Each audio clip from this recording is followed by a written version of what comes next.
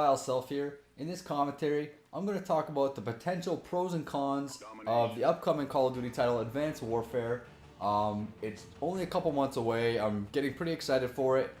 This is obviously going to be the most ambitious and most different Call of Duty that we've had, since the original Modern Warfare. And, that's going to come with a lot of good and probably some bad things as well. So I'm going to go through some things here that, I feel could either make or break the game. And you guys can leave your opinions in the comments below, and we can have a discussion. And, hopefully when the game comes out, we'll see more of the good and less of the bad. But anyway, let's get to it. So the first thing I want to talk about is the engine. Sledgehammer revealed that the game is running on a brand new engine. It is not just a reworked engine like Ghost was. They actually stripped the engine down to the completely bare minimums and basically built it from the ground up. So as far as game engine goes, this is going to be the freshest take on a Call of Duty engine that we've seen since the beginning. This new game engine could increase or decrease the overall lag of the game. The current engine is tied to the frames per second, therefore anytime there's a dip in frame rates, you'll also see a spike in lag. If the new engine is different, it could decrease the overall lag in the game. However, since it's a new engine and it's basically untested within the masses of the public, there is a chance that it could be buggy, faulty, or glitchy. And until they iron out the kinks, it could actually be the worst Call of Duty experience that we've played yet. So I got my fingers crossed that I'm wrong about that, but there is a chance that that might happen. Another thing that we have to obviously be aware of and, hope for the best is the overpowered weapons and perks and all that sort of thing. Sledgehammer Games has mentioned unofficially that they're striving for a completely balanced game right from the start. However, this is a difficult task to achieve. Basically, any sniper rifle or shotgun that can, immediately kill in one shot can be seen as overpowered. Submachine guns with super fast rates of fire, assault rifles with high damage are also widely considered to be, overpowered by the community. So Sledgehammer will have to make sure that they find the perfect, damage, range, rate of fire ratio for all of the weapons in the game. And, I got my fingers crossed on that too, hoping that they get it right from the beginning. Hopefully we don't need too many patches, changing weapon statistics and stuff like that. I want them to be able to concentrate on, more important things. Another thing that could make or break the game for some people is the create a class system. There's a lot of threads on the forums, and I've seen a lot of posts and YouTube videos with people giving suggestions on, create a class systems. They want it more like the original Black Ops, or they want it more like Ghosts, or they want it back to the old school style where it's like 3-perk system. We don't know what it is yet, but you can bet that it will be something we haven't seen before. I think it may resemble one of the past Call of Duties, most likely Modern Warfare 3, since that's the only one that Sledgehammer's worked on. However, they may come up with something very unique and, basically their own unique way of creating a class. It's impossible for them to please everyone. But it's certain that there will be a portion of people who are happy with the way it is, and there will be a portion of people who will not like the way it is and think it would have been better done some other way. And all I know is that with the addition of the exosuits, you can bet that there'll be something new regarding how you set your soldier up for the battlefield. Another big thing is the map design. Since we all have the exosuits with the enhanced maneuverability, we can expect to see some unique map designs different than traditional COD maps. A lot more verticality, to say the least. This can be both good and bad.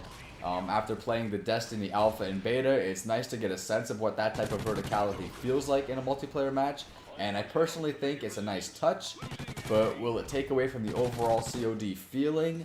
In my opinion, I think it will be, I think it will be a good thing, purely for the reason of it being fresh and new to the franchise. So I'm hoping they get some good, unique map designs in that sort of give us a new way to play the game rather than the traditional just kind of running around, and for lack of better term, the guys that camp and they think that's fun too. Hopefully it gives them incentive to, move around the map a little more with their exoskeleton suits. The next thing I want to talk about is the co-op mode. Call of Duty, ever since, what was it, Modern Warfare 2 maybe? I can't remember exactly, but they've always included a co-op mode. Actually, no, it goes back farther than that. World at War, zombies. So, co-op mode. Treyarch has zombies, Infinity Ward had, Spec Ops, and now they have Extinction. Sledgehammer has to come up with their own version of a co-op mode. And my opinion on this is pretty simple. If it's a horde mode type of game, then it's going to be a failure. Not to everybody, obviously, but I think they really need to think outside the box and come up with something new.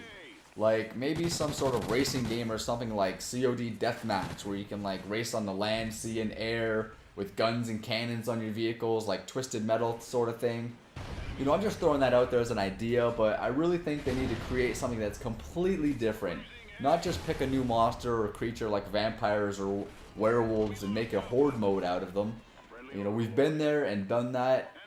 If Sledgehammer wants to be unique and stand out, they have to innovate with their co-op. And even a mode where we get to be the monsters or be the aliens, the creatures, or we can be giant robots or something, and we have to go around cities and terrorize and slaughter the public and fight against military defenses. Even that would be pretty cool, because it's something different, it's something fresh, right? It's something that's kind of thinking outside the box, it's something we haven't done before yet. Another thing that, could make or break the game, in certain people's opinions, is the player cards. It's still unknown whether or not we'll be creating or unlocking our own player card images. My bet is that we will be unlocking them in the same way as Infinity Ward games. And again, something innovative and fresh would be ideal if Sledgehammer wishes to stand out and shine among other COD developers. It's the little things like this that will show us fans that we're getting something fresh and new and not just a copy and paste of previous games. So having something too similar to any other game would be sort of a downfall in my opinion. Personally, I would love to be able to create my own player card like they give us the option in the Black Ops games. But, in a different sort of way. And it's not really up to me to come up with that. But I hope Sledgehammer has been working hard. And I hope they've come up with something that will be fun and unique for everybody. Next is to Michael Bay or not to Michael Bay? That is the question. COD has always been known for being over the top as far as cinematic action sequences and far-fetched survival moments and intensely high-octane scenes with explosions and chaos. But when is it actually too much? In the E3 gameplay we saw some pretty intense stuff in a matter of a few minutes. It seems to be staying true to the COD style of storytelling, but there's a line that can be crossed where believability is completely thrown out the window. Since we are now in the future with exosuits and high-tech gadgetry, our belief in the game is already skewed to the point where it feels unrealistic. And this isn't to say that COD is supposed to feel or resemble a real-life scenario, but the developers are trying to create something that envelops us and makes us believe that the story we are playing is actually plausible. If they go too over the top with it, and in a sense go too Michael Bay with it, then the game's story may come across as more of a joke and less of a serious, intense, and perhaps heartfelt story in which the developers were actually aiming for. So this gameplay is coming to an end in a minute here, so I'm going to kind of wrap this up. A few more things that you need to consider that may make or break this game are things like the network coding, specifically the lag compensation, which was a huge problem in the most recent Call of Duty titles, Black Ops 2, Modern Warfare 3, and Ghosts. Head glitching, a potential problem. The ranking system could be horrible, we don't know. The prestige system, which I guess is part of the ranking system. Micro DLC, a lot of people like it, a lot of people don't. Hopefully they give us something that's a little better than just, gun camos and stuff like that. And, map interaction. I want to see some decent map interaction, not just stale, boring maps. I want to be able to interact with the maps, and not in a way like fucking stupid free fall where the map shakes all over the place. That is utterly retarded.